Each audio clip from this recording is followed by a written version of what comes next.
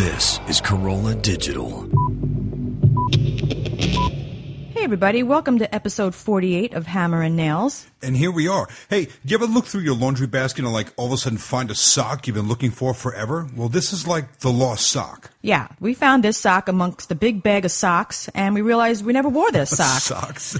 You mean the lost episode, right? Yeah, it's a lost episode. We recorded it in the spring while we were still filming Catch a Contractor, which will explain why we talk about some things that aren't really going on right now because it happened in the spring. Yeah, so check it out and enjoy. Welcome to Hammer and Nails with Skip and Alison Bedell.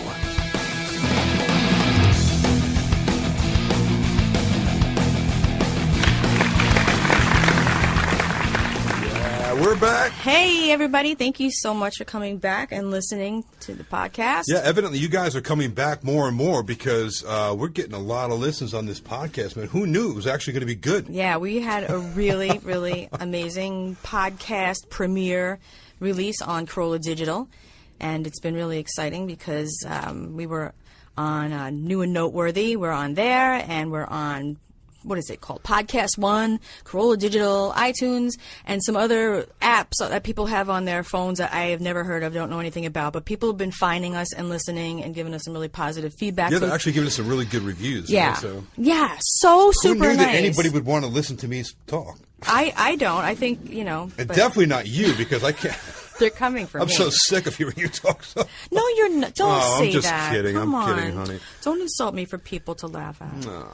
No, but we've been having some really nice positive feedback. We do have the best fans, even before the podcast, though. Our fans have been really sticking with us, and everybody's been online and talking to us, and we've been communicating back. So we are just so grateful for you guys coming back. Thank you very much. Yeah, even the Ace Man's fans are being really complimentary. I thought oh man, they're going to tear us a new ass. Harsh critics. Yeah. After coming from listening to Adam's podcast and hearing ours, is obviously two totally different animals. So different. And I got my fingers crossed. I'm thinking oh no, ready? Here come the reviews. Yeah, people are writing. It's not what I expected, but I really like it. I don't think they expected quite so many fucks. And there's a lot of fucks. There's a lot of fucks. In this room alone. Yeah. There's 3 fucks sitting right here as we speak. Hello, Joe Cumia. Yeah, that's right. Let's not forget Mr. Joseph Cumia over there on the levels, man, making us sound good. I am the engineer fuck. You fuck. Fuck you, Yeah. you fucker. Fucking fuck. So we have a lot to catch up on. We've been busy every week, every weekend. It's been like go. I mean, I've been busy doing my thing because for those of you who don't know, following along, I've been out in California now for 3, almost 4 months, and filming straight through on Catch a Contractor. You, my dear Mrs. Alison Bedell, private investigator / law enforcement full-time officer, have been going back and forth every week. Yeah. Which I still don't know how you managed to do it. Sometimes, between 2 and 4 times per week, I've been flying full coast to coast. So as a result of that, I have a lot of stories. a lot of airline related stories. I do. Yeah, you all have seen passenger shaming. Well, Alison is the voice of passenger Well, actually, shaming. by coincidence, that they are actually the woman who does that, who has that Twitter account and also the Instagram. She contacted me yesterday on Facebook Messenger, and she wants they're setting up this new it's I'm not surprised. You constantly tweet about stuff, and it's some of the stuff that you witness on planes, it's just it's endless. People are fucking animals, and it's really disgusting. And people are stupid, and people are animals, and there's just a plethora of stories to tell about stupid animals. Passenger shaming, Joe. Yeah. So welcome to my world. Shit is People not are right. Stupid animals. Yeah. So I love to. It's just really in my head. I'm I want to scream the things at them that I'm thinking, but I've been keeping it to myself. I've been taking notes in my phone. So I can remember to talk about it when we come here. You've been working on your filter. It's been building. So, yes. You've been developing a very strong filter. I did have a couple, actually, I think either 2 or 3 that I can remember off the top of my head, confrontations with passengers that I'm looking forward to talking about. Like fisticuffs? No. Any headlocks or no, leg sweeps? No. You know what? I think about that sometimes, but I don't go that far because you know how it is on these planes these days. Like they're looking for a reason to kick you off. You know what I mean? And then ultimately you're just cutting off your nose to spite your face because then you'd miss your flight. You got to rebook it or you face criminal charges. I don't need that. You and I have flown like I don't know 100 times together, but I recall one flight there was something happened. Right? Was there something? No, it was that cunt of a flight attendant. Oh my God! And there's the C-bomb. That's a whole other story. Holy Ladies and gentlemen, shit. welcome to the C-bomb. You know what? She was a cunt. Just like that bitch that was in, what was that fucking place in Mohegan Sun? Wow, Joe, the mouth on her, oh right? My God. Was that Johnny Rockets? Did you catch that? There was a cunt, fucking a bitch all in one breath. She didn't even take a breath. I love hearing a girl say the word cunt, though. I really do. It just doesn't make me feel so bad about my daily language. It's an entirely different content than pussy, though, right? Like, oh yeah, no, there's very, very different content. Right? No, because when a girl says pussy, it's either talking about her own or talking about a guy who is a pussy. Okay. Yeah. Okay. I just thank you for. I just want to make sure I'm correct with the proper. What would you call it? Terminology. Terminology and context. Yeah. No, you know what? I'm glad you just reminded me about that cunt because I'm going to write that down to talk about on another podcast. Terminology. Yeah, because that's a whole other story. No, that was the last podcast show. Oh my God, my toppage. Yeah, no more tequila shot before you do a podcast. Hey, that was all Carol's fault. She's like, Skip, you look a little tense. Why don't you have let's have some tequila before you go down into the studio and start recording. Stress before we had come here. Like, it was like that day. You can't listen to Carol when it comes to alcohol consumption. I was like, okay, that sounds like a good idea. Let's have a couple of shots before we record. And he had already had a couple glasses of wine upstairs before, so, and then I didn't see him do that first tequila because he was still upstairs. No, you just noticed it when I came downstairs. And he was slurring his speech. And there's Carol, it's Patron, and then recording the thing for iTunes. Oh, look how cute he is. Yeah. So yeah, we won't do that again. All right, we're not going to tell you which podcast that was, but yeah, you can just listen to them all and try to figure out. Yeah, and Skip is slurring everything. Figure out which one Skip's We're going to be touching on several topics. Oh my God. Yeah, but I'm going to talk about that another time because that was like a story. That was like a 10-minute story. Release the outtakes for that too. The outtakes were very funny. For what? Yes. For that episode. You know what? You have it too. I do. And yeah, we are going to play that actually. Yeah, yeah. Because we had recorded this like 1 or 1.5 minute thing. It's supposed to be like an introduction to your podcast that you submit. It goes to iTunes, and it's kind of like your podcast mini before your podcast starts. But let's also remember, this is what lives on iTunes forever. Yeah. So anyone who's never listened to our podcast and wants to just get a 30-second taste of what it's about to be and decide whether or not they want to click subscribe, this is what they're going to hear.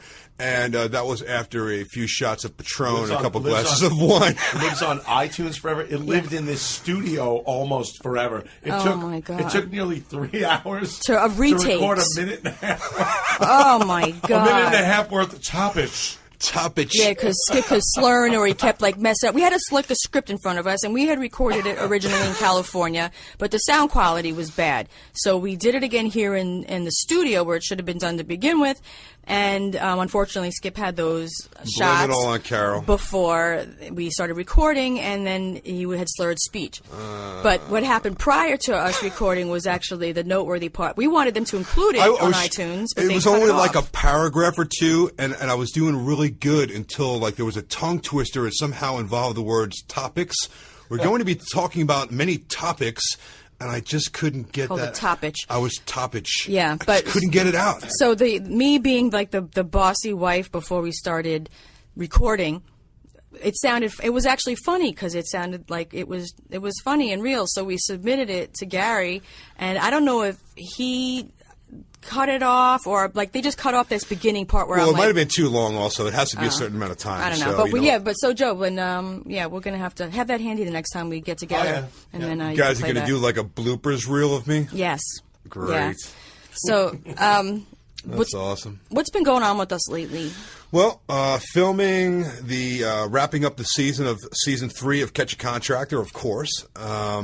And it's just been an amazing season. All the behind-the-scenes stuff that we're doing, and the change in format this year is awesome. It's been a lot of very, very cool surprises to us as it's playing out live, like as we're recording, there's been a lot of twists this season and unexpected things that have happened. Like the first episode is already aired, and there was a twist in it, like a voicemail that somebody had that we did not. Don't move my mic while I'm talking. You're popping. All right, I'm popping, but now it sounds like I'm far away.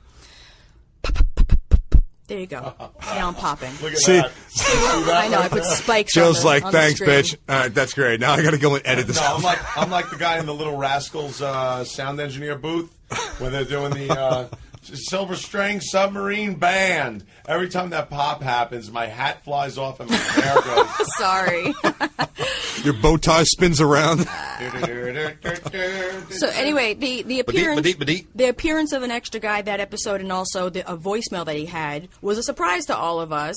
Yeah, there's a lot of really cool surprises. So there's actually, more surprises to come. So we've been actually really enjoying filming this season because of all of these twists and turns that we weren't even anticipating, and it's been cool filming. We got about another month worth of filming to go before the whole thing is completed. Well, the best part for me, what I'm enjoying most, is really the reveals have been amazing. Like every single one of them have just been, each one is incredible in their own way. And we're getting huge reactions from the people this season because some of the stories that we tell this season, it seems like they get progressively worse. And the contractors get progressively worse. And we always say, like, how could we possibly find any hacks that are any more hacktastic at hacking up a hack job than these fucking clowns? But it's like, we do. It seems like every single episode, there's just like an endless supply, Joe, of these guys out there that are they're just destroying homes and lives and families it does keep getting depleting worse. Bank accounts. Job security, Skip. Yeah. So Good this season is really proven to be really interesting on this on this side of the camera for us because there's been a lot of twists and turns. And if you guys have been watching it all, of Catch a Contractor, there's all kinds of stuff that you really never expect when you watch it, and that's what makes it really entertaining. Yeah, so I've been enjoying watching it as well. Yeah. On my side of the pond, while you're busy filming, I've been dealing with our car at home, which is about to die. This car has a little bit of a history that, while we started filming, the car started having problems, and I wasn't able to pass inspection. I like that car. I really love the car. It's not a fancy car. It's a Nissan Murano. What year is it? Like 2009. 9. You got it in 9? I got it in 2008. They released the 2009 in April 2008, and that's when I got it brand new because I had gotten into a pretty bad car accident. I have fond memories of that car. That's where our whole entire relationship started in that car. We had a lot of sex in that car. Oh, my God. Like, you would not... in every part of that car. The driver's seat, passenger seat. We put the back down. Like, we put the back seat down, so we had the whole back area. You should have just saran wrapped the entire interior of that car. Remember, we were going to hang curtains in the back, remember? Joe, like the expandable shower curtain rods, I was trying to figure out something we can get, that we can, like, leave in there that'll have, like, some curtains we can pull around the side. Yeah, we were totally going to do that because our whole relationship, across the windshield anyway. I mean, that whole story, how we met, is a whole other pod. Yeah, the side windows were kind of blacked out, but the windshield is like, What are you guys, shy or something? Well, no, well, we're going to, how we met, a whole other podcast, but the beginning of the first month and a half, that's an entire fucking podcast, but our whole relationship, the first month and a half, took place in my car. It actually is going to be an entire fucking podcast because it's pretty much talking about. We were making love. Bow. Bow, bow. So anyway, so that car got a lot of action, and we really enjoyed that car. It has a really smooth ride. Well, that was one of the first things that started to go in the car when he took it to the mechanic was the suspension, and I think that's just because true. That's not true. It was something with some kind of a gasket that had an oil leak, and it was a $200 part, but it would have cost $3,000 to fix because it was all labor because they had to take the whole engine apart. So now what happened to the days you could work on your own car? Remember, like muscle cars, you got them in the driveway, you lift the hood, you pull the carburetor off, you're working on the whole thing, the heads off, the valves. We could do all of that stuff, right? Now, you got to be a fucking NASA technician to even, figure out how to open the hood latch. Dude, you just totally cut off my story. That was the fancy stuff. That was the fancy stuff. I used to do my own brakes. I would do my. Well, you like, could my still own- do my that. own brakes and Not really. There's just so many different. Oh, well, what about the guy systems. who's been doing my brakes for the last 4 or 5 years? Your buddy Mike. Yeah, but like he's doing the mechanic thing. You know, mechanic. he's like he's up on the changes. I'm talking about the regular dude that's got a set of tools in his garage. That one day he's taking apart his lawnmower, the next day he's taking apart his GTO. You know, you can't do that anymore. Like these cars now are all computerized. You know, it's totally. Well, which is what part of the problem was, because this was a fix that had a very cheap part, but I couldn't get it fixed because it was too expensive and the warranty ran out. So I was like, fuck it, I'm not fixing this thing because who knows? Because once the warranty goes, everything starts to Isn't go. that crazy though? It was like, I swear to God, Joe, the day the warranty ran out, every fucking light on the dashboard Which is part started of the lighting computer. up. Everything. Computer Brakes, knows. you know, pressure tire, this thing, that thing, They make it every do sensor, that. every warning light, it was like a freaking light show across the dashboard. It's like, really, it's they make it do that because they know you have no choice but to go and fix that shit. And so because the car wouldn't pass inspection, then my next registration couldn't take place. I couldn't renew the registration because I didn't have a current inspection. Right. So then I was like, all right, I'm going to take a chance right now, and because the car wouldn't pass inspection. I mean, Yeah, I because couldn't the afford check it. engine light comes on, it's like, you can't pass inspection with that. So the way yeah. the computers are reading now. So the thing was, that the reason when we went there, and of course they plugged the diagnostic computer into it, because you can't open the hood anymore and figure out, oh, there's the problem. Now you got to plug a fucking computer in, Yeah. and it gives you 20 different codes.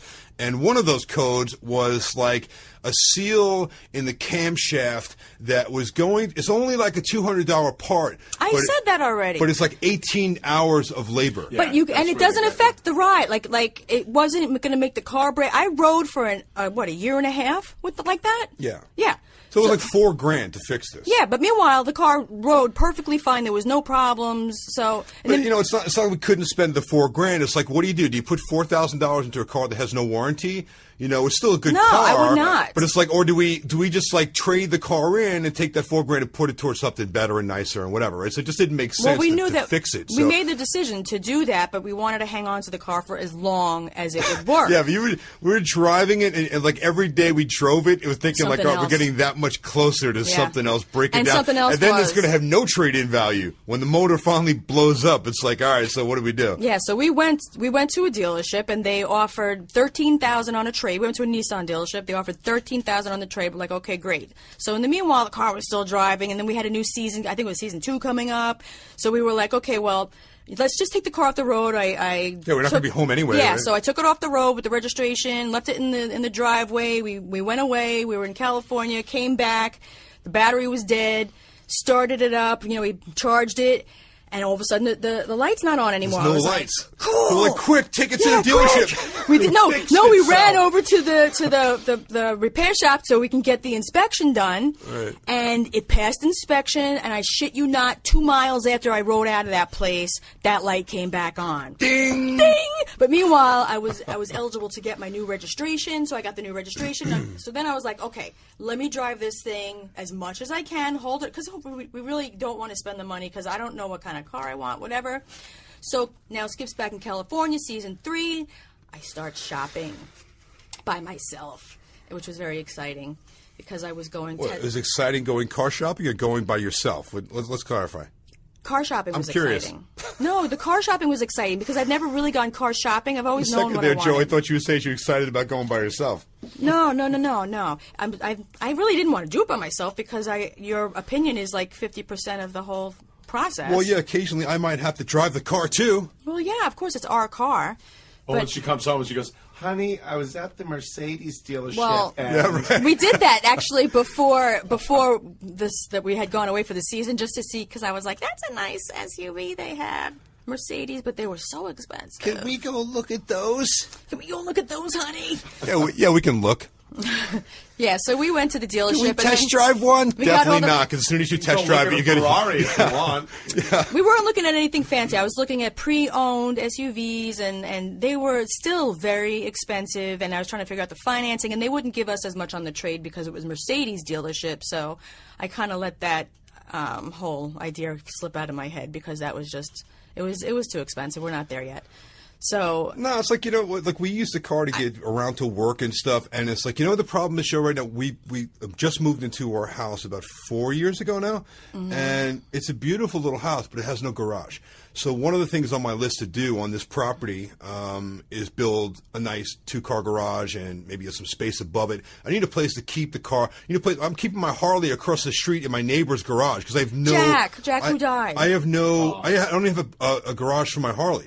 We have these monster pine trees that are like 100-foot pine trees that are kind of like looming over our driveway. Sap. So it seems like, my truck, her car, everything we put in the driveway, it gets like sap on them. And pine needles like, that stick to the sap. I'm not. We went to go look at a Mercedes. I'm like, they're really nice and everything. I got no garage to keep it in. I'm not putting a brand new Mercedes in the driveway and trying to worry about sap dripping on it. I'm not doing that, you know. So and the Murano was already paid off, and to get a Mercedes would mean a car payment all of a sudden. Yeah, they're like, nice and everything, but it's like I really like both of our vehicles are paid for. I bought mine outright, and so did she, new. So people question, well, is that a good thing to do with your money? Or I don't know. I had the money at the time, and I'm like, I don't want to have a car. I hate having a car payment. Yeah, I don't want to have I payments had an on. accident, so I got a lot of money from the insurance. I hate making payments on anything. So I'm like, you know what? Let me do that. So it was nice having 2 vehicles with no car payment. Yeah. So now we're thinking about that whole.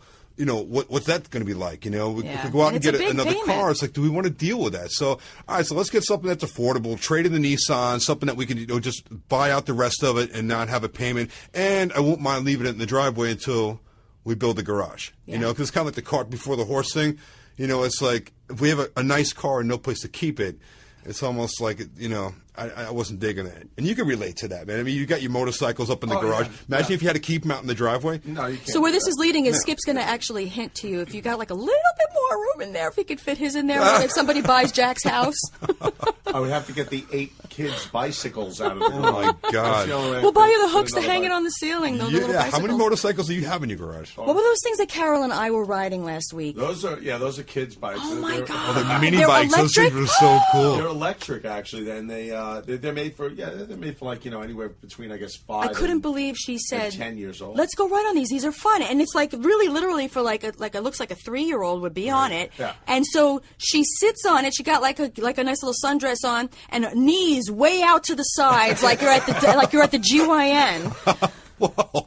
Right? Does that have stirrups on that bike, Feet in Jeff? the stirrups. You need stirrups to keep your little feet. So then all of a sudden she's riding it like real fast. I'm like, oh my God, all right. So then I get on it and I'm trying to balance and everything. And got the knees way out. You got to have some good stretch on your inner thighs to sit on that thing, by the way. Congratulations, Joe, on Carol. Stretching the thighs. And it was really fucking fun. Who do you think put that stretch on? Yeah, man. There you go. There you go. It's got the built-in, what do they call the thing that the doctors use? Speculum. Oh, yeah, baby. It's got the built-in speculum on the seat, Joe. When you sit down on there. That way you can take it out in the dirt. You never get thrown. The bike stays with you. Oh, my God. So, those things, I actually got those from these two little kids up the road. They said, wait a second, we got to bring Uncle Jack. Uncle Jack was the guy that was like, I guess supervising these kids for the summer. They had these 2 bikes sitting on the side of the road with a sign out that said $300 for both of them. So I was thinking Lily and Layla. I was thinking my daughter and my niece. Well, it's actually Carol's granddaughter. Oh, right. So they, I figured they'd have bikes to start learning how to ride motorcycles. And the kid's uncle came out and he said, they want to sell these bikes to buy an Xbox. Oh, what? Yeah. Wow. And then these kids, and they said, you want to see how they Mistake. work? The kids like, you want to see how? I said, yeah, go ahead. They take it out, and they have this huge yard. I mean, acres, of grass, and they're just tooling around these little things. Vast. It's the coolest See, thing. that is the problem with today's youth, man. Yeah. I had a mini bike when I was a kid, and it started out, my dad actually got one later on, but when I was about maybe 10 or 11, I got my first one. But it started with me, like, trying to figure out how to take the motor off the lawnmower and bolt it to my bicycle when I was like 6 or 7, I needed to have something with 2 wheels and a motor. And other kids on my block had, like, half-assed, like, those like little mini bikes with like the lawnmower engine on it, little like brakes and rough roadster. Yeah. So it's like you couldn't drag me in the house when I was a kid. Yeah. I mean, it was like you had to literally drag me in the house. I wanted to be outside doing stuff all the time. And the kids today, man, dude, I sold junk at a flea market. It was one of those old drive-in flea markets they used to have. I sold literal like shit from around the house to get half the money because my dad said he would match whatever I put up for my first mini bike. That's exactly the same exact Really? thing. Yeah, because he wanted me to work. Yeah, I had to mow lawns and rake leaves and do all that stuff. And he said, when you get together half the money, I'll give you. And then you guys went out and got a 15-cent slice of pizza? And a foot-long hot dog. When I was your age, 5 cents.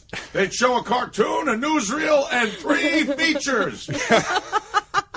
And we rode the horses to the movie theater.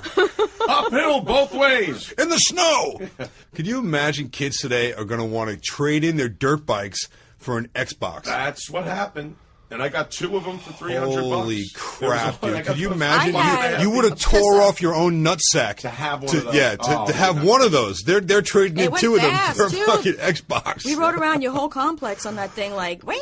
Yeah, it was fast. man. They're great. We looked like assholes. Well, but here's it was Then I got fun. the bobber, too. Yeah. You got that cool little chopper. It's got a Springer front end, and it's like a little bopper. It's got I like gotta little shout out. mini apes on it, right? Little ape hanger handlebars. The thing is cool as hell, and it's got like a Honda 50 motor on it. 49cc Trail 50. But it totally looks like a full size and motorcycle. it sounds like a mini Yeah. bobber. I mean, it's got the open headers on it. Yeah, we got to show pictures of this thing, sounds man. amazing. It's It so looks- cool. it looks great. That thing is so $200. cool, man. If you ever want to get rid of that, I will snatch Oh, that. I love that it. thing. Ah, Yeah, you you're never could- going to see it. You could ride it anytime. Be one you more want. thing I don't have any place to keep. Yeah. Put it in poor Dead Jack's garage, right next to the Harley. Oh my God, Dead Jack. So let me move on because we have so many things we want to talk about. It's a big list. We got get to it, okay, woman. So I Good. left. No okay. lack of content. Let's go. I know. you go. So listen, this is what happened. I ended up, I just had this brainstorm. Let me go to the dealership. There's a Nissan dealership near where I work. I went during lunch. I looked at their whole lot. First, I went online because everything's online now, so you could see what's on their lot. So I picked out like 3 or 4 cars. I said, looks good. That looks good. Good price, good mileage. So I get there. One of those cars was a Mustang convertible, 2014. So these are all pre-owned. Pre-owned. I'm only looking dealer. at pre-owned, yeah, Right. because I'm thinking with combined with the trade-in, we could afford to pay the difference on something that's pre-owned. 2014, so it's basically only a few months old. Yeah, it's not that 15's old. just came out. Yeah, so I took a ride and I loved it. So I was thinking, oh my God, I sent you pictures, I think, and then I was thinking I like it. Sorry, it's only about a year old because the 15s came out just a few months ago. But this right. particular one, it had 25,000 miles on it, and I think the car cost $25,000. So I was like, okay, I really dig this car, but I'm going to California tomorrow. I don't have time to do any of this stuff right now. I got to go.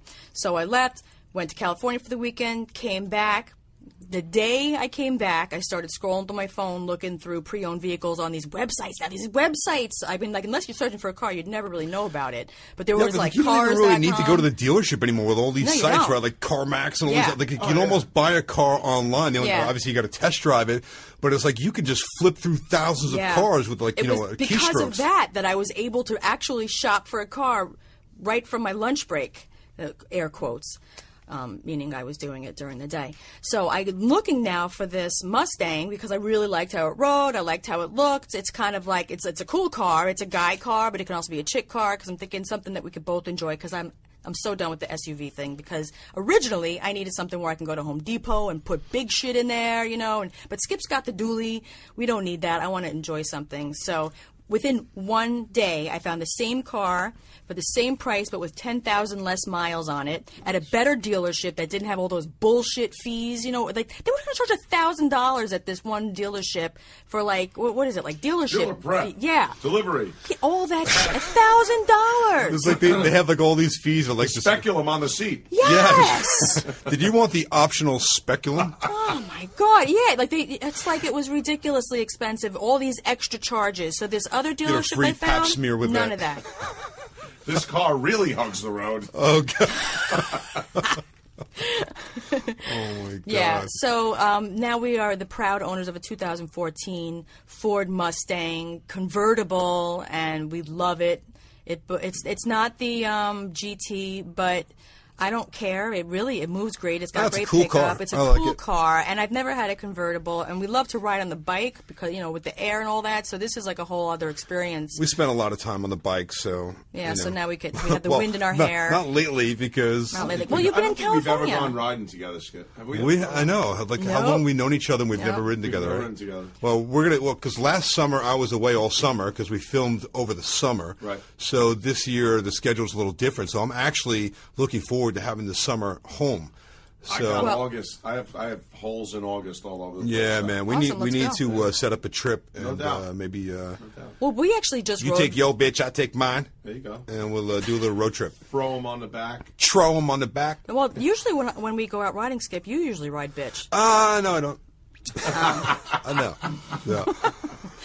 So actually, we just recently, that was going to be something we were talking about today, was the road trip that we just took on a rented Harley. Oh yeah, We, we rent bikes out there a lot because California's just got the most amazing riding that you could ever. Oh, my God. You know, it's just incredible. Between the Pacific Coast Highway, which is just phenomenal, people come from all over the world to ride that road. I lived right off Pacific Coast. Oh, so then you know, man. Yeah. It's incredible. And there's so many different things to see just on that one road. Because if you're down south, you're down low to the beaches. As you get further up north, you climb up into the cliffs. You get like 1,000 feet up overlooking the beach. It's just insane scenery. But then, of course, there's all the valleys. And then you get out to the deserts. There's so much diversity in the riding out there. So it was my birthday weekend. Yeah. Happy Yeah. birthday. Yeah, thank you. Get out. I had no idea. Yeah. You don't post that on Facebook or Twitter or anything? I don't really make a big deal out of it, but Skip was making a big deal out of it. He wanted to make it a whole weekend of. Well, because why should a birthday be things to just do. confined to one day? You know, I like agree. I happen to have the weekend off from filming, which is rare that I have a couple of days strung together off. Usually it's, I get one day off and then 3 days of working and another day off. So I had a few days off that weekend. And Yeah, so he you planned came a in for the whole whole bunch weekend. of things, but unfortunately, some top secret plans, of which I still don't know what they are, got canceled because of the weather. It was like a drought. There's a drought in California, and then it was like this really shitty weekend. Been out there filming for months. I don't think it's rained like any steady rain in California or Southern California anywhere for like 5 months. It's ridiculous.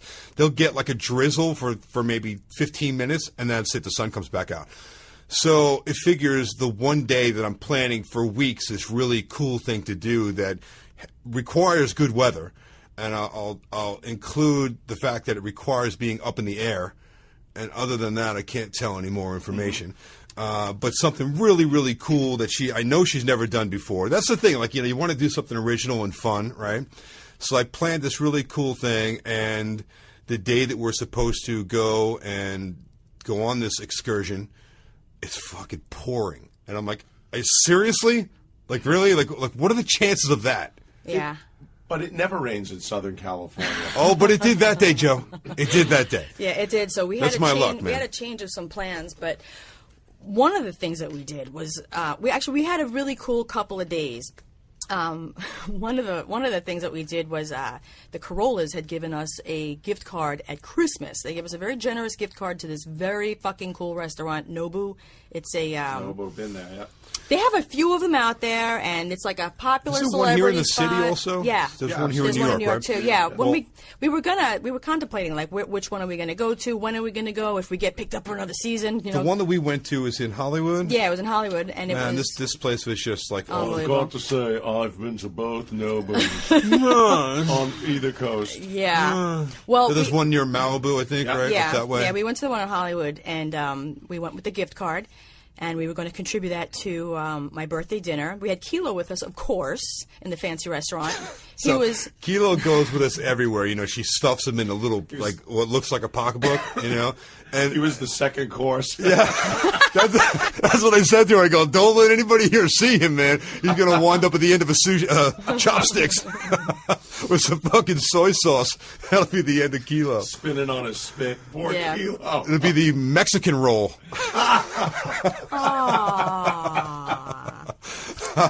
We had who was there that night? There was what celebrity was that? That from what was his name? The guy with the hair with the Fergie. What's that band? What's that group? Oh my god. Black Eyed Peas. Yes. Yeah. Who's the guy from? Will I Am. He was there that night. Yeah, that place is full of celebrities all the time. So we had this very, very cool waiter because as soon as they put the menu on the table, this guy's like, you can look at that, the menu goes, but we have a ton of things off menu, and do you know what you like? Do you know what you don't like? And we're like, yeah, I'm like, I like salmon. And he's like, yeah, I like tuna. Like that was all we really knew. So he was like, well, I can recommend some things. So Skip is like, you know what? Just, like bring out whatever you think is good, And the guy's like, well, do you have a budget? And I was like, well, we got this $200 gift card. And I'm thinking, we'll use the whole thing for dinner. And I'm realizing that $200 doesn't even buy you appetizers in that place, right? But we didn't realize just how much. I knew it was going to be really expensive, because I've heard, but I didn't realize exactly how expensive. But I figured, what? I don't care. It's like we're just going to do something really different. Let's kind of go off the path, and you bring us whatever you think is going to be good. And he's like, if you want, I'll just set you up. It's like, you just follow my lead, and you tell me what you like, and I'm going to bring you. They just kept coming, plate after plate, and I'm telling you, Joe, if we had one course, what do we have, like 15 courses? Yeah. This guy just kept bringing little plates of everything, like all the top stuff on the menu, stuff. And it was the coolest way to do it because I never even actually cracked open the menu when we got there. I just began to when he came and was going to tell us the specials, and I never even looked at anything. And that's one of the problems with sushi restaurants. I know you like sushi too, Joe, because we've sat down and had a few meals together. We don't know what to ask for. But it's like, you have the staples, the things that you're always going to find on every sushi menu, right? But otherwise, it's like there's so many selections, and a lot of them seem very similar, right? So it's, to me, when I look at a sushi menu, I kind of like glaze, I blank out, I glaze, because it's like so much information comes in, and I just always go back with the safe bet. I want this, and this. I know I'm good with those 4 or 5 things, and we're going to be good. But there's probably a lot of other things on the menu that I just didn't take the time to really get into the description, So this guy comes over, and he's like, listen, man, he just takes the menus out of our hand. He's like, can you trust me? And I'm like, absolutely. Let's do it, dude. We sat there for about 2 hours, and he just kept bringing plates of food. So there was some point, there was this Kobe beef that he started, that he was telling us about. Sliced almost raw. Yeah, and very red. And he was saying that it was, I forget how much he said it was per ounce or something, but it was something like a lot. It was ridiculous. It was ridiculous, but it was so delicious, and everything that he brought us was amazing. Yeah. We had the most amazing dinner, and Kilo sat there very nice and quiet, and it was the best birthday dinner ever. It was awesome. And then the bill came. I was like, yeah, well, this should be. I mean, we got the $200 gift card from the Ace Man, and it'll probably be another $100 above that. How many more seasons are we up for? Yeah. Let's just say that we had an $800 dinner. Nice. Yeah. That Kobe beef alone was, it was just this much. He brought out like I'm going to say probably 10, 12 different plates or courses, and just the beef alone was like $100 and something. $150. $150. Well, everything that we had was the top stuff. But yeah, they're going to bring out. Yeah, they're going to bring out the best. Well, that's what it was. He brought out like the very best, and in fact, each thing that he brought out, he's like, well, we only have very small amount only of this. 3 people get this It's tonight. all like the reserve stuff that's in the back, and they only have enough for maybe a half a dozen plates the whole night, for the people that want to spend a ridiculous amount of money, it's back there. So pretty much everything he brought out was off of that menu. Evidently. I don't know, because we never saw a menu. I was just every time he went in the back, he had a little running tab going, let's see, okay, $40 tip. $80 tip. Oh. $160 tip. Yeah. I think we ended up giving him like $200. Oh, yeah. It was ridiculous. Yeah, it was so much money. But the guy was so cool and so knowledgeable and so personable. It was an experience. It wasn't just it was definitely a one-time thing that I'm really glad that we did. And it was almost at that point the price is irrelevant, because that experience is just so cool. It was the whole experience. It was like a night I will never forget. We just had such a great time. It was the best food I've ever had. Yeah. Yeah, it was a really great night. It's amazing. Yeah. And that was the first of the weekend. We were holding on to that gift card since Christmas. Since Christmas. So we had it for like months and months. Yeah. We were planning on using it in New York, right? Yeah, and then when you came out, you just happened to have it with you. And I'm like, perfect, let's do it. The next day we wanted to do something unique also, and because we couldn't do this secret thing you had planned, we went to look into horseback riding. Right. So the thing that I had planned was going to start in the morning, and in the morning, the first half of the day was just a washout. And then, of course, by 1 o'clock or so, the sun came out, as always, and it was perfectly clear, crystal blue skies, but at that point, it was too late to go out. So I'm like, what can we do the second half of the day that's going to be fun and different that we've never done together before? Yeah. So we hadn't done that before. No, together. and I wanted that whole weekend to kind of be along that theme, Yeah. stuff like Unique. first, stuff that we haven't done before. Yeah. So We wanna- make some cool memories and get some cool pictures and stuff. So Yeah. So we went first with researching now because we don't know where to go, what the best places. So and because as everybody should already know by now that I'm obsessive and I researched the shit of everything. No, I had you? I had to like research every single horseback riding place within like a 50-mile radius and read all the reviews and find out all the information. So I ended up looking on Yelp and I narrowed it down to this very fucking cool place. Was it Los Angeles horseback riding? It was in Topanga. they have a few different locations, but this No, one, this place had one location. This particular business, they were in Topanga and up in the mountains. all right, okay, that's right. Yeah, there was another one that had a couple of different locations. That was We didn't choose that. named something else, right? Yeah. Okay, right. The one we went to was up in Topanga Canyon, and it was off of Old Topanga Canyon Road. And they had 360 views on this horseback ride. Like it showed you on the website. Like you can see the ocean and you can see the mountaintops with the snow. Yeah, I'm thinking like we'll do something like maybe like a sunset ride or something like that, right? So I'm asking the guy on the phone to describe what it is. It's like an hour and a half. You go up with a very small group, and they ride you up through the canyons. And when you get to the top of the mountains, on one side you look over into Malibu and the ocean, and the other side you can see the whole city and the valley. So I'm like, wow, that sounds awesome, Yeah. So we got there, and Without Kilo, usually there's, like you said, there's a group of 10, 12 people or whatever. We couldn't bring Kilo. I was very Well, disappointed. no, Kilo's not going to come Well, on.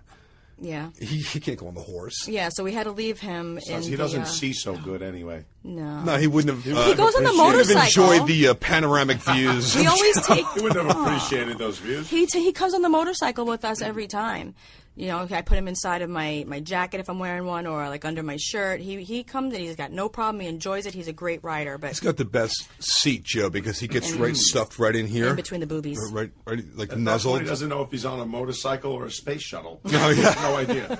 He really doesn't. Yeah, so we left him on the pillow in our apartment, and we went to this place. It was really cool, and this place had the best. You can tell when these places take care of their animals. When they're like quality. This place was like one of those quality places where the horses looked happy and well fed. The place was clean. People were working hard. It was very nice because I know a lot of people when they go to do something like horseback riding, they're all different prices, all different places, different types of ride, the different length of it, where you're going to go, who's the instructor, can you go fast or they don't let you only go slow. There's like a whole bunch of different factors to take into consideration when you're going to spend a considerable amount of time riding a horse. This place was a nice, classy horse place. Yeah, it was a really cool operation, and There was Josh. We had this guy. he Josh. was this guy was like a modern day cowboy. He was like a young dude, but like he totally took on the persona of your classic cowboy. So we had an amazing horse ride. It was at sunset. It was beautiful. Our horses were amazing. Skip had a big man horse, and I had like this really pretty girl horse, and the guy They put me on like a fucking Clydesdale. It was tremendous. It looked like an elephant, dude. Yeah. It had a trunk. It's like, I'm like, dude, is this a fucking pachyderm or is this a horse? What exactly is this? Why does it have big Dumbo ears? He's like, don't worry about that. It's a special breed. Kick him behind his ears when you wanted to turn. It's got the basket on top, Oh, yeah, and take your shoes off. So saddle is a basket. Take your shoes off. Here, eat some curry before you jump on this thing. He gave me a handful Make of peanuts. So his name is Simba. Just pet him on the trunk. I mean the snout. We had a beautiful experience. It was a really nice horseback ride, and we saw nice things, and the horses were nice, and the guy was a great horse leader. And then there's this place at the bottom of the canyon where this this particular horseback riding place always recommends people go eat afterwards because it's really good. Right. So we came back in the dark, by the way. So yeah. it was fucking freezing out. By sunset. The way. Yeah, the temperatures drop off. Even big time, big time, man. Freezing. So and I told Allie, I said, listen, because I've been out there for 3 or 4 months now, and I know we live just a block or so from the beach. So the temperatures go from like in the 80s to like sometimes the 50s or even cooler at night. And we're going to be riding up in the mountains. So I'm like, Allie, bring a sweatshirt. Because when we got there, it was hot out, And sure enough, we were coming back, and it's dark. We could barely see the trails. Thank God it was a full moon that night. It was black. And we were layered up. We brought cold, so much right? clothes. Yeah, but the horses were good. But meanwhile, as we're leaving the place to walk all the way up back to the car, we're walking in horse shit and everything like that. So we couldn't see, right? Yeah, it's we couldn't see. Dark. There's no lights. We stink. It's out in the middle of nowhere, man. Got horse you're hair. in the canyon. Yeah, we're covered in horse hair. We're nasty. So now we're going to go to this place that they recommended, and I was thinking, it's fancy. I had a vision in my mind of it being like a steak ranch place. We get to this restaurant, and they had a wedding on one side of the place. The rest of the tables were outside by a rolling stream.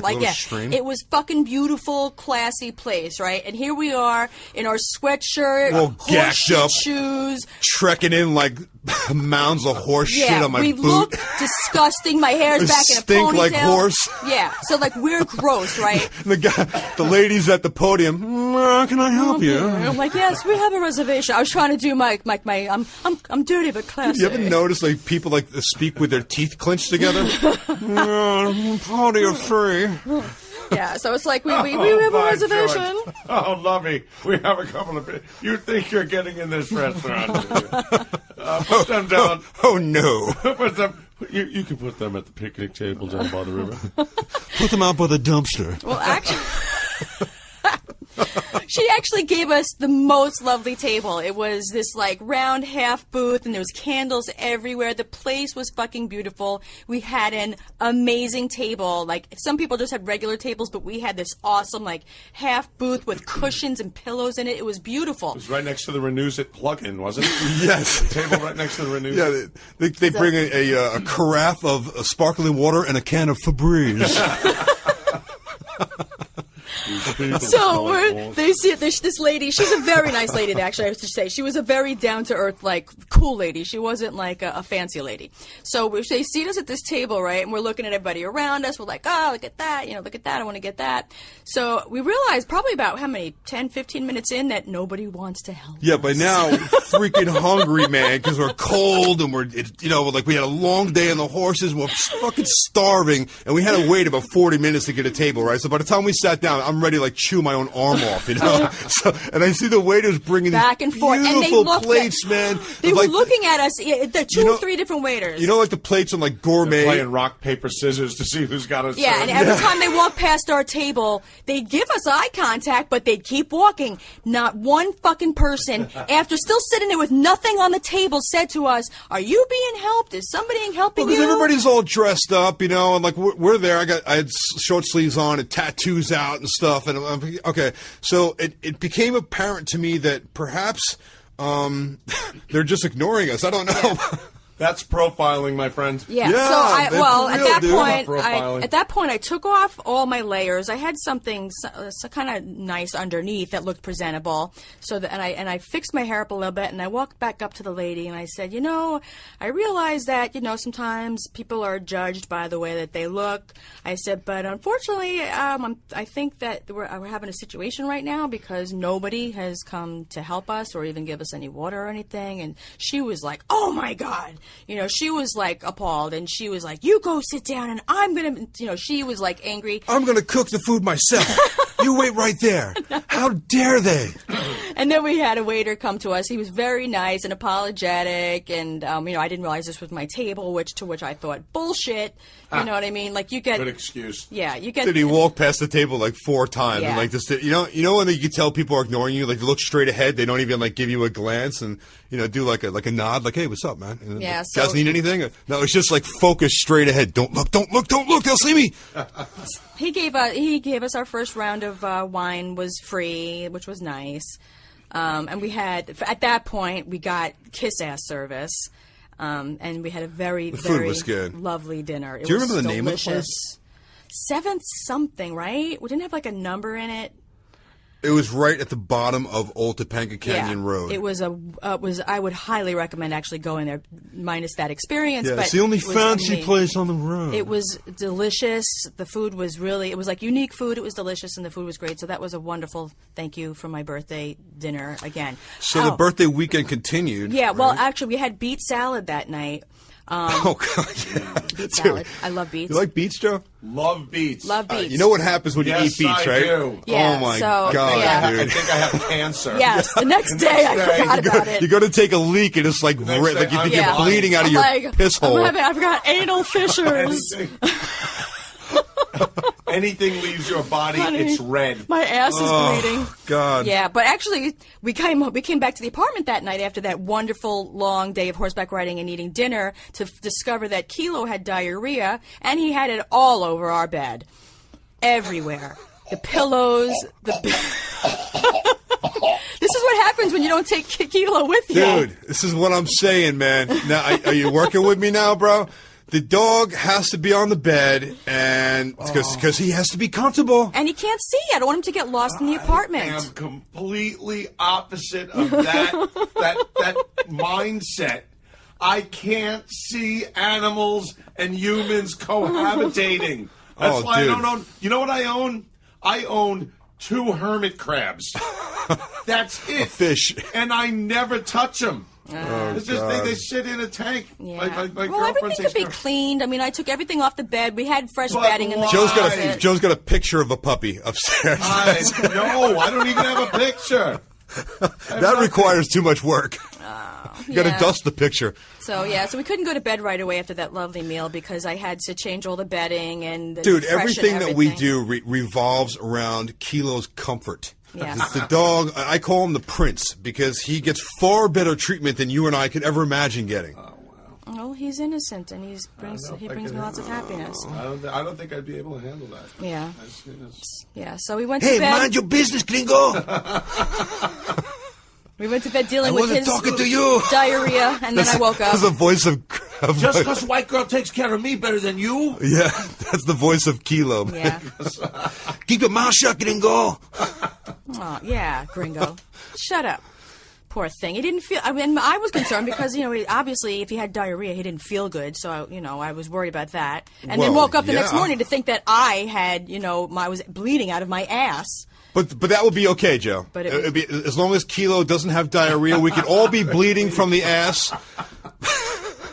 You should all be pissing blood with kidney stones. Yeah. It doesn't matter. You could have kidney stones or you ate beets the night before. That's where Adam actually had that suggestion with the beet bracelet, where you put on a special bracelet when you eat beets. Right, they should serve it to when you get served beets. They should give you like the little plastic bracelets. So the next morning when you wake up and you're still one eye closed and and you think you're dying on the toilet, and you go to take a leak and the bowl is red, flip out and think. Well, that's one of the main symptoms of kidney stones. That piss and blood. Yeah, I mean, that was something that thankfully I went through when I was in my early 30s. Sounds like a great time. And that's what that's the first thing I thought. The first time I ever saw beet juice in my piss, I was like, kidney stones are back. Fuck. God. Just waiting for the pain to hit. And I probably shouldn't even say this because there's no wood around for me to knock. But I've never had kidney stones, but I've heard. They're terrible, and it's like little razor-like rocks coming out of your pee hole. Like childbirth. And you know what the doctor does for you? He gives you a little piece of cheesecloth to piss into to catch the stone to analyze it. Yeah. And he gave me like the weakest, Tylenol. He's like, here, take these if you get pain again. And the next morning, and the morning that I actually passed this fucking stone, I'm standing. Now it's just a quick story. Standing in front of the bowl, I'm like, I felt like I had to go really bad. It was like, morning piss. I wake up and stand in front of the bowl, nothing. It felt like I had to piss so bad, and I'm bound up. Oh, I had nothing coming out, no liquid whatsoever. The worst. And then it radiated. Like it was like the stone was a cork. You mean? Yes. And I remember the doctor saying to me, "You're going to feel a pain radiate from your right kidney down to your right testicle right before you pass this stone." And all of a sudden,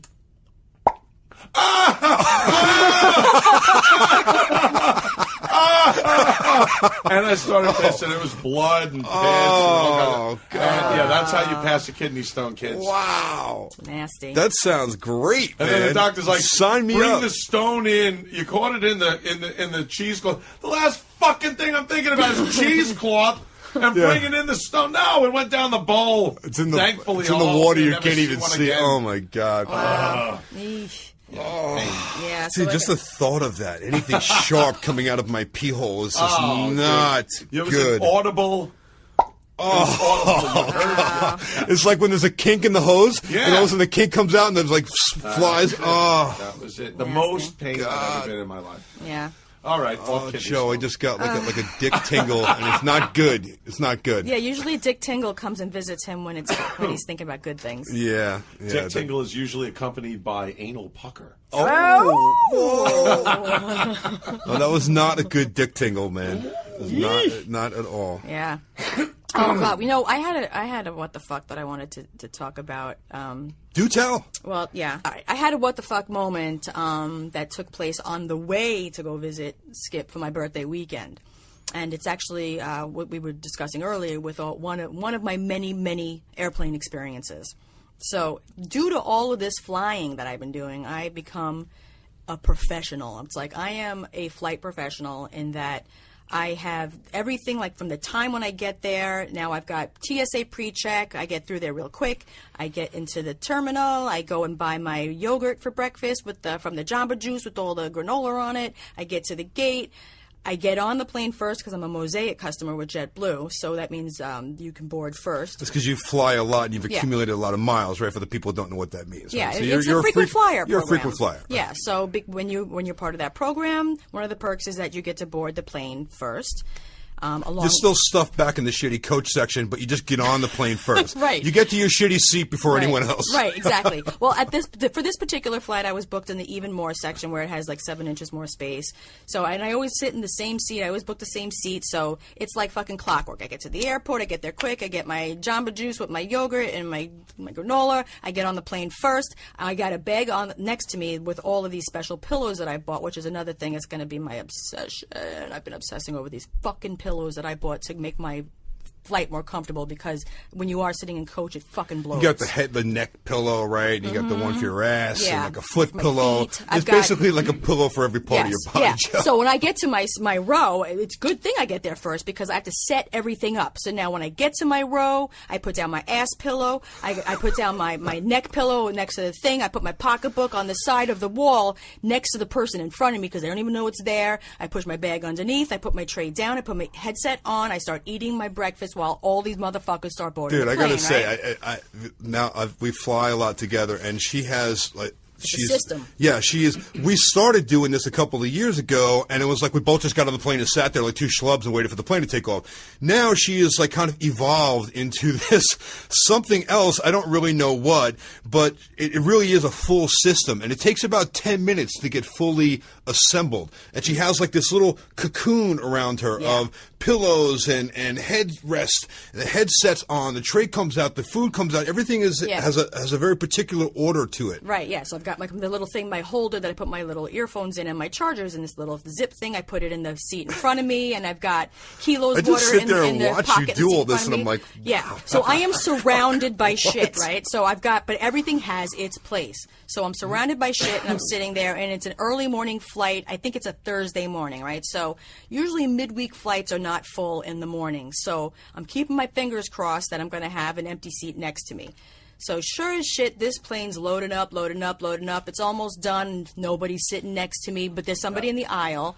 And I'm like, fucking cool, because when nobody's sitting next to me, I can like put my legs up a little bit to the side. I put them on the seat next to me so I can lean and almost practically kind of lay down a little bit using these two seats. And I use that middle seat, and the person, whoever's on the aisle, they are not using it. I claim it. It is my middle seat. So, It's very territorial. I am. So I'm like thinking, the seconds are coming down, and I'm like, yes. Waiting for the door to close. Yeah, shut the fucking door. The seat in the middle is mine. So next thing you know, this guy, I see him approaching. I had seen him. 150 pounds. No. I had seen this guy at the gate before we boarded the plane. It was this black guy. with a red velvet jacket with gold buttons. He looked very like he was like almost like a black guy. No, I'm saying as far as like he reminded me of like Sammy Davis Jr. in the 70s. You know what I mean? You know what I mean? Like with the velvet jacket. Full size 70 fro? No, he had like a mini fro, but I don't know. But that's what he reminded me of Sammy Davis Jr.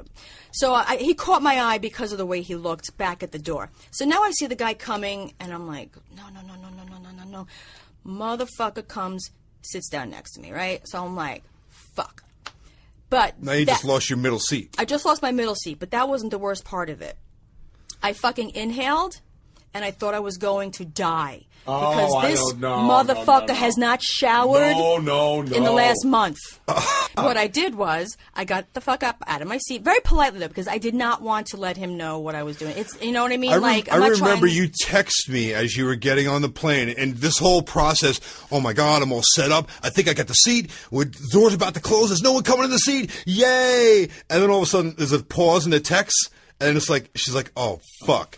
And then there's another pause. Actually, I printed out. I have your text right here. The text is so verbatim text. I copied the text last night onto this piece of paper. So this is what I text Skip. So the seat next to me was vacant as most people were on the plane. This guy sits next to me, and he stinks like a rotting, dead bum. He permeated the air, and I couldn't breathe. I took my headset off and walked to the flight attendant, and I said that I need you to check the flight manifest for any available seats because the guy next to me stinks so fucking bad that I'm going to need a paramedic by the end of this flight. Oh, God. So, nice. So I'm getting this text now, and she went from really happy to have in the middle seat to like, oh my God, I can't stand the smell. Yeah, I mean, but it wasn't that the guy just smelled. It was permeating. It was like... It was just unbearable. It would have been in your clothes. It would have been like an episode of Seinfeld with that. It was that car. fucking bad. Yeah. I have sat down next to people that stunk so bad, you know, in different places, in a restaurant, and on one time smell it when they're long gone. One time on the train going into Manhattan. I actually smelt it on my clothes. Yeah, You're right. You're right. The nerve. Dude, take a bath, man. Take a shower. Next thing I fucking see, though, is the guy from the aisle seat. Now, he's talking to another flight attendant. I know what he's talking about, right? So this dude's in the middle between you and the... Okay. Yeah, so he's like right the fuck next to me. So now aisle seat guy is talking to another flight attendant, but I can hear their conversation. So the flight attendant's like, oh yeah, there's one over there in row 18. Now, meanwhile, I'm in row 7, which is part of the even more spacing. Aisle seat guy split too. The aisle seat guy split and took a regular coach seat without the extra space just to get away from this fucking guy, right? Downgraded. And a refund. So at this point, I'm like, okay, well, wait a minute. Now there's 2 seats. So I say to Stinky Guy, I'm like, excuse me, would you mind moving to that other seat so that I can, lean over a little bit and use that seat a little bit because I have a bad back. Shut the fuck up, bitch! No. He was like, he's like, okay. So he moved over to the other seat because I was trying to be reasonable. I'm thinking maybe if he moved over there and I wouldn't be able to smell him and I'd be able to deal. So he moves over there and I waited like a minute or so. Meanwhile, like I'm looking for my flight attendant, like that I was talking to, with I'm gonna die in my eyes, but I'm hoping that it wouldn't smell, but it still fucking stunk. I mean, the guy, it was thick in the fucking air, and I'm wondering how is everybody around us, row in front, row in back, and to the other side of the aisle. How are they not all complaining? Because it was just the guy next to him and me. And I'm looking around, nobody else is doing anything. It's like they're okay with it, or they're just a bunch of fucking pussies because they didn't say nothing. Sheeple, they call them. Yeah. Sheeple. Yeah. So then, okay, so Fuck now... that. Put me in the cargo section, man. I am not smelling someone's fucking filthy body. Which, by the way, it just occurred to me what might have been the source... Can you upgrade my seat to the fucking bathroom? Okay, right. So now... Yeah, I will sit in the shitter... So it occurred to me what might have been the source of the smell. Which, by the way, has nothing to do with anything or what kind of person he was, or his color, or the fact that he's wearing a red jacket with gold buttons on it. Any of that stuff. Let's be clear about that. However, the fact that he's wearing in the summertime a velvet jacket, he's probably sweating underneath that jacket, and that velvet doesn't breathe, man. So he's probably walking around just like a funk bucket, just It was. I felt myself starting to like get the gags. Funk, fuck it. Yeah, dude, that's the name of like a 70s funk band, That's right? a great band name. Wow. We got a rhythm and a That is a great band name. I might have to run with that. We got the funk. Gotta get that funk. So now I get up again because things aren't happening fast enough to my satisfaction because, you know, like they're closing the door. So now I get up and I talk to another flight attendant. I'm like, can you find out if there's any mint seats available? Because this guy right over here, he sings so bad, I got to fucking move. Like, is there any mint? He goes, oh, I'm sorry. We don't upgrade while you're on the plane. Oh, so and I'm like, you gotta be fucking kidding. Like, the mint is first class, right? Yeah, well, it's business class, that's considered, but the seats go flat, and right, it's, but sometimes there's availability in that yes, when the whole back of the plane is completely packed. They'll let you go from coach to even more seating, but they won't let you, quote, upgrade to mint while you're on the plane. Hey, I want to pay. I will pay the difference. Yeah. I'll give you an extra $1,000. So meanwhile, I'm also live tweeting now. I'm tweeting to Jet and you to JetBlue because they are on it. They're whoever they got, they respond right away. So now I'm writing, oh my god, I'm gonna die. Oh my! So and meanwhile, all capital letters. It was one tweet after the next. OMG, OMG, OMG, OMG, OMG. This guy stinks. What am I gonna do? OMG. And the woman's like, and I said, no, they're not letting me go to the mint. You know, and she's like, I'm so sorry. You know, and maybe they can find you another seat. Mint seats available. Yeah. They were there, and you wanted to pay. Yes. So now I'm sitting there. I get back in my seat, and I'm waiting. I'm like, what the fuck? Because I'm thinking, seriously, like, health-wise, I wasn't going to make it. Like, I wasn't just being... Let's remember, like, it's a 6-fucking-hour flight. Can you imagine having to inhale that for 6 hours? You know what? You do? You take a little bit of syrup of Ipecac and fucking throw up everything. It's a puke fucking serum. And throw up everything in your stomach right on the fucking guy. Then he's got to move. He's got to move. I didn't think. No, you know what happens then? They upgrade him to first class, and you get to sit there with the puke on the seat. You know what? Exactly. I'd rather smell that. I'm telling you. Yeah, that's actually true. Yeah. So now the plane is getting ready to fucking take off, and I'm in full panic mode thinking about the 6 hours. I can't stand the stink. I'm starting to feel sick. Holy shit. So I got this like look in my eyes of like, please, please, please help me. And I look ahead and I see the flight attendant whose name is Clayton. He looks at me and he gives me like the come here gesture, and he like shakes his head like and looks over by the mint section. They gave me a mint seat, baby. Nice. Yes. So got away from the funk bucket. So now he's got to help me move my shit, right? Now remember when I got on the plane, my whole setup. So now it wasn't just a matter of me taking my pocketbook and my dog and let's go. Joe, it's full assembly has to be dismantled. dismantled. I have to break down my whole shit. You know, like when you go to do a gig, Joe. Looking at this, it'd be a lot easier to unbolt the seat from the floor and just move everything to fucking Yes. Joe, my God. You know when you go to do a gig, Joe, and you like set up all your amps and you're running wires and you're unpacking all your guitars and you're all set.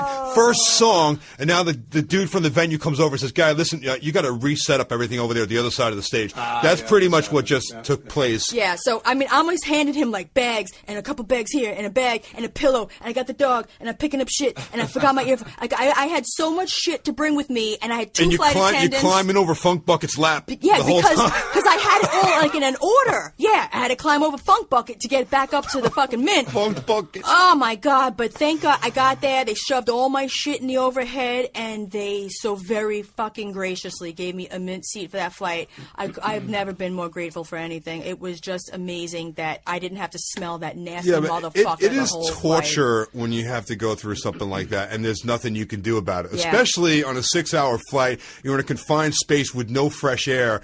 That's rough. And let me just say this. What the fuck? Why would you let your goddamn body stink so fucking bad that you're going to do that to other people that have to sit around you? Why the fuck would you do that, you fucking asshole? My God. I told you, man. It was the velvet jacket. That's what that was. Fucking that's what it was. I swear. That means I was nice to him and I didn't want to embarrass him and I didn't try to put him on the spot because he fucking stunk. But really, what the fuck? You have to know you stink. You have to be having this reaction from everybody everywhere you go. No, you don't. How do you not know you stink that bad? Nose blind. Fucking pisses me off. So you know what? A lot of Well, people think about it. You don't ever walk into a bathroom, and the second you walk into a bathroom and somebody blew it up, you're like, oh my god, it fucking stinks. But you can sit there while you're taking the dump yourself. Problem. That's like you got no problem with it. You can smell your own funk, right? But the second you smell somebody else's funk, it's like, oh no. But then there are those times you take a shit that you're like, oh yeah, even I think it stinks. Yeah, but you know what? Those are bad. As a human being, you have to understand that other people aren't going to be as tolerant of your bodily stench as you're going to be. You know what I'm saying? Yeah, so, man. There are times where I go, oh shit, I'm a little ripe. I need to Hey, take a everybody shower. stinks. Sooner or later, if you don't wash yourself, you're going to fucking stink. It's just but to the yourself, way what happens. You're right. To yourself, it's not as bad, but you do know that you're stinking. Yeah. So you There do know has that to be you're a going to offend protocol. other people. There has to be a protocol put into effect for things like this in a place with a closed-in area where the flight attendant acknowledges the fact that, this person has a body odor issue, they're farting, they're vomiting, How about they this, stink, man? whatever. How about this? You go through TSA and they do everything but grab your nut bag. How about you go through a funk sensor? Like the thing you walk through now that like scans your whole body.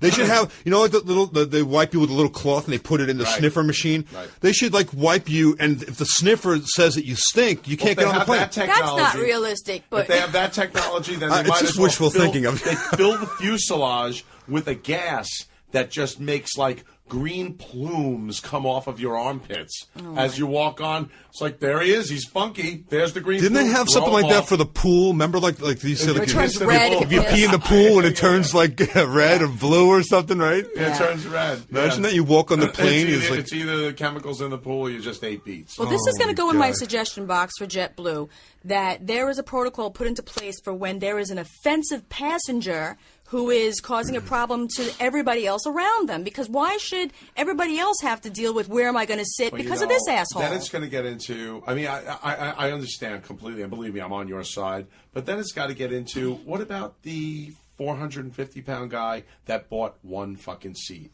And he's right in the middle, and he actually, and this has happened They to do me. require you to buy 2 seats, He though. actually overflows into the other seats. That's been addressed. They do require you to buy an additional seat if you pour you know over what your though? seat. But if they don't, they don't question your weight before you buy a ticket. So if the guy buys one ticket, it's a full flight. Yeah. I sat next to a nice lady. They shoehorn them in. They have a giant body shoehorn. They horsecock him right into that middle seat. Horsecock him. Then what happens with if there's no other seats available? And I don't want to go to a less desirable seat. You know what I mean? Like, I paid extra for this seat with more room. Why should I have to be inconvenienced because this fucking rude asshole stinks? Well, the thing is that someone would be less inclined or less likely to sit down next to you if you look like you're gonna fucking puke a lung. But what happens when they don't move because they don't give a shit? Then you get the fucking min seat. Oh my God. You know what? This is reminding me of so many more stories I have to tell you in future pods about these fucking assholes on the planes. There's a lot of passenger shaming going What on. should be is man. make a segment, assholes on a plane. Oh, so do we? That's going to be the next one I tell you, but that cunt. Unfucking-believable. Oh my God, I can't wait to tell you about that.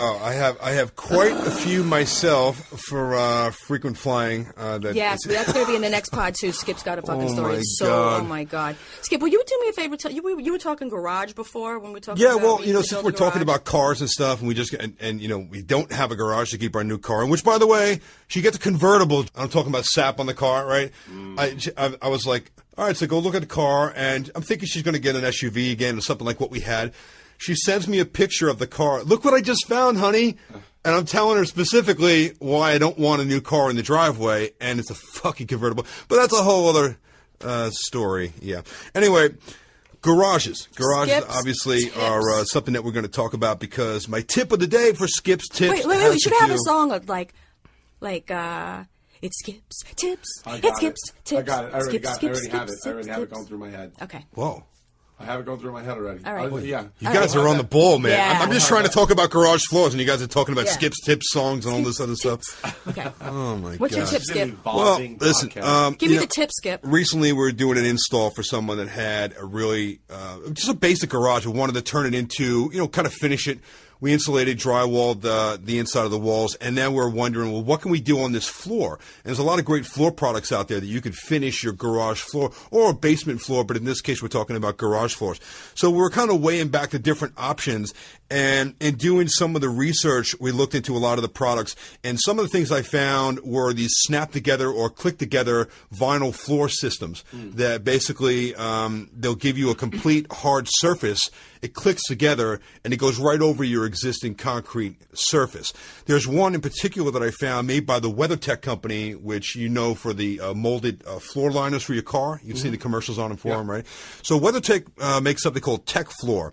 And it's a really cool system. It snaps together. It's really easy to install. One person can install it probably about a half a day on a standard garage. Basically, they're non-slip tiles. They're made out of vinyl. They come in a lot of different sizes and colors. One of the nice things about this floor system, in comparison to some other options as the epoxy floors and things like that, which I'll mention as well, is that this system can cover up any problem areas that you have. So if you have cracks in your floor and other imperfections in the floor that might have happened over time, and you don't necessarily want to spend the money to address all that stuff right away, but you want to get a quick fix to your garage and make it look nice, this offers a really great solution. They're affordable. They average about $4 a square foot. Basically, to do a one-car garage, you're looking at roughly about $1,000 for materials. So they are a little bit pricey. Two-car garage, roughly about $2,000 to do it, which you can do yourself. You don't have to hire anybody else to come in and do this. Anybody that's handy, that has a couple of basic tools, can do this job. They're available in your local hardware stores and all the big box stores. So Can check you get them out on Amazon? Oh, yeah, absolutely. You can get it on... Because if people go to the page on adamcarolla.com and they click on the Amazon link on our page, that would actually be the preferred method of anything that I talk about on this podcast, and I will mention it, thanks for reminding me, that you guys hear products and whatnot that I recommend that you buy. Always check it out on Amazon because they do offer the best prices. It gets shipped right to your door the next day usually. And how do you get to Amazon? Well, you click on it through the Adam Carolla website, of course. And then you go onto our page. And then you go onto our page. And then you'll see the Amazon link. And once you click on that, we will get some credit for moving along with Amazon. Yeah, because you know that really helps us out by supporting us. Yeah, we really do appreciate that. So go online, check out WeatherTech Tech Floor. Great product. The other thing that we came up with, which is also a great option if you're looking for a cheaper option, is the epoxy paint and finishes. What's that? You said the other thing we came up with. What are you talking about? When I went out and was doing some research for my customer to do this job. Oh, we being you and the customer? Yes, me being me and the customer. We're looking into different products that we can install in this garage. And we also explored the option of doing epoxy paints. There's a couple different brands out there that do it. They're kind of like the whole kit comes in a box. Rust-Oleum makes it. Quikrete and also Valspar offer products. The one in particular that I like was the Rust-Oleum Epoxy Shield. It's basically the whole system comes set up in the box. It's going to average between $150 and $300 between a 1- and 2-car garage. These systems last about 3 to 5 years with heavy traffic. It's a lot cheaper option than doing the snap-together WeatherTech floor if you're looking to do something like that. However, it is a little bit more involved. It's probably a process that's going to take a couple of days to do it properly because you have to wash and degrease the floor. You have to acid etch the floor. It's a couple of different coats and then the clear coat. Joe, you've seen these systems before. You can put the speckles and different colors and textures into the paint. So that's also a really nice option. These systems come in your big box stores. You can get them in the hardware stores. They come kind of all put together in a kit.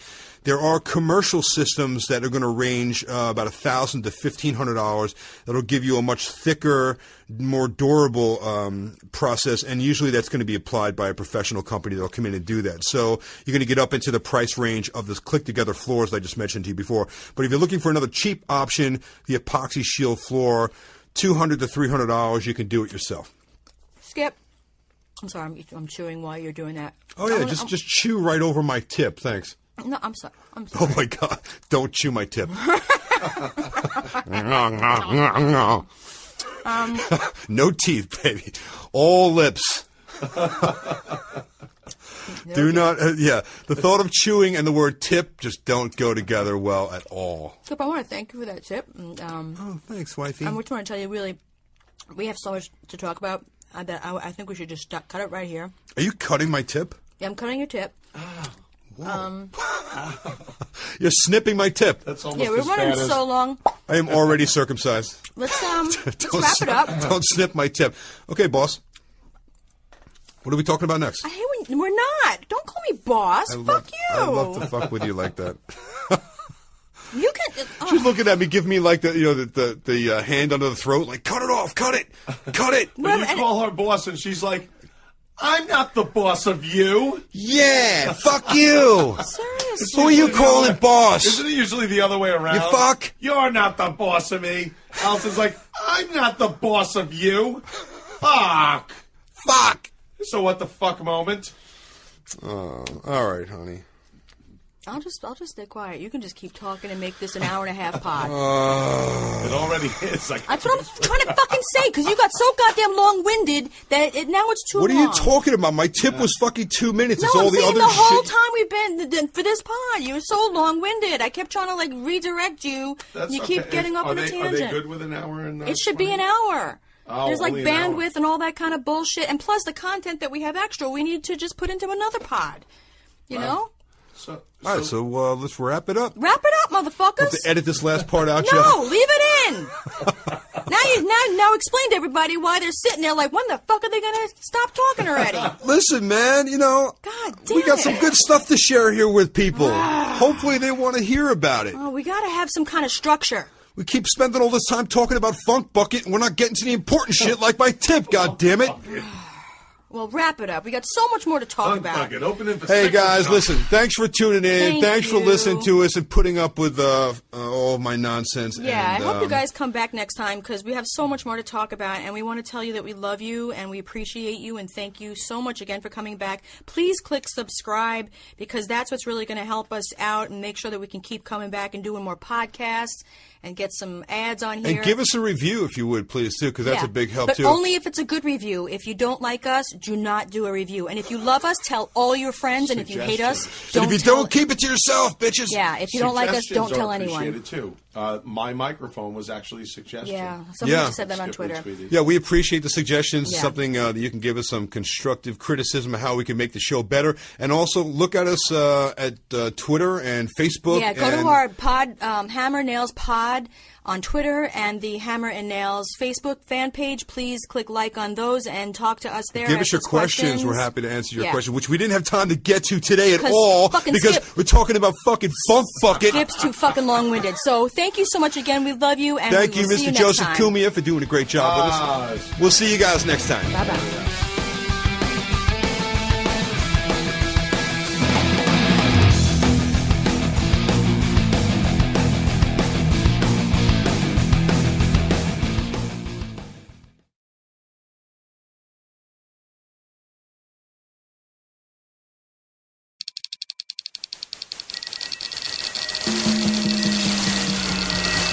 This is Corolla Digital.